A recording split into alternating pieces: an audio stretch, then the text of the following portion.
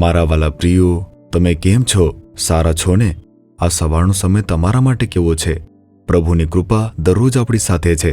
તેઓ આપણને ખૂબ જ સુંદર રીતે માર્ગદર્શન આપે છે. તે બદલ પ્રભુની સ્તુતિ થાવ. તો પછી કેમ પરેશાન છો? તમે હંમેશા રડતા હોય તેવું લાગે છે. તમે દરેક વસ્તુ માટે આંસુ વહાવો છો, એવું જ છે ને?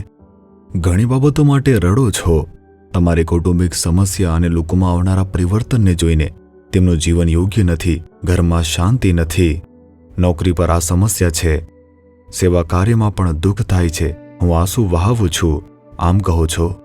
આંસુ વહાવું મારા માટે રોજની વાત થઈ ગઈ છે. તે મારું જીવન બની ગયું છે, આમ કહો છો.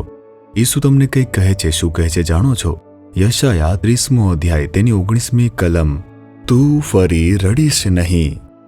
અત્યાર સુધી રડ્યા, બસ તું હવે ફરી રડશે નહીં. આ વાક્યનો અર્થ શું છે? તું જે બાબતે રડી રહ્યો છે તેમાં હું ચમત્કાર કરીશ. હવે તમે તેના વિશે રડશો નહીં, એવી રીતે પ્રભુ કહે છે. શું ખરેખર આવું છે? આમ વિચારો છો? બાઇબલમાં 2 શમુએલ તેના 1લા અધ્યાયની અંદર એક સ્ત્રી વિશે લખવામાં આવ્યું છે જે ખૂબ જ રડતી હતી. તેનું નામ હાન્ના હતું. તે સમય દરમિયાન ભોજન છોડીને પણ તે રડતી હતી. શા માટે? તે ખાતી નહોતી, પરંતુ હંમેશા જ રડતી રહેતી હતી. શા માટે? નિસંતાન હતી. તેનું બાળક ન હોવાથી અપમાન થતું. કઠોર શબ્દ સાંભળતી. તેનાથી તેણીને ખૂબ જ દુઃખ થતું હતું અને તેથી તેણીને ખાવામાં રસ નહોતું ને સૂઈ શકતી ન હતી. તે હંમેશા રડતી રહેતી અને આંસુ વહાવતી રહેતી. મારું જીવન આવું કેમ છે? મારે એકલા બાળક કેમ નથી? મારું અપમાન શા માટે થાય છે? મારે શરમનો સામનો કેમ કરવો પડે છે? એમ કરીને રડતી રહેતી હતી.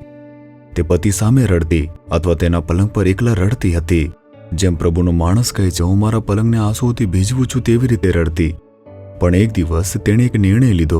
હું આખો સમય રડતી રહું છું, મારું જીવન આંસુઓથી ભરેલું છે, આંસુ સિવાય કંઈ જ નથી. પણ તેનો અંત શું છે? આનો અંત કોણ લાવી શકે છે? ત્યારે તેને યાદ આવ્યું, એક પ્રભુ છે જે મારા આંસુ ચૂવે છે. મને તેમની હાજરીમાં આંસુઓ વહાવવા દો. આમ કહી તે ઊભી થઈ, પ્રભુના આરાધનાલયમાં ગઈ અને તે પરમેશ્વર સમક્ષ હૃદયની ઊંડાઈથી ખૂબ જ રડી. તેણીએ બધા આંસુ વહાવ્યા. કહી, હું નિસંતાન છું, બધા મારી નિંદા કરે છે, મજાક ઉડાવે છે, તેઓ મને ધિક્કારે છે. મને કેવળ એક બાળક આપો અને મારા નિંદાને બદલી નાખો. હું તે બાળકને તમને પાછું આપીશ. આવી રીતે પ્રાર્થના કરી. પરમેશ્વરે તેના આંસુને જોયા અને કહ્યું, તું હવે ફરીથી રડીશ નહીં. આજે તારા આંસુ સમાપ્ત થઈ ગયા છે. આવી રીતે કહ્યું અને પ્રભુએ તેને યાદ કરાવ્યું અને તેના ગર્ભના ફળને આશીર્વાદ આપ્યો.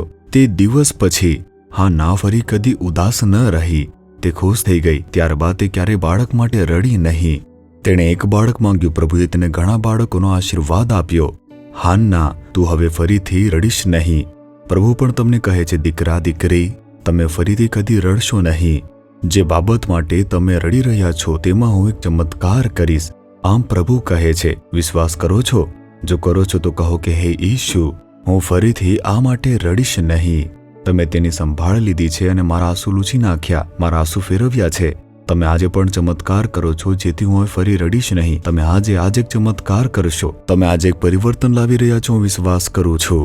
ઈસુના નામમાં amen, amen. Jesus redeems Gujarati YouTube ચેનલને સબસ્ક્રાઇબ કરો. દરેક નવા કાર્યક્રમની માહિતી મેળવવા માટે બેલ આઇકન પર ક્લિક કરો.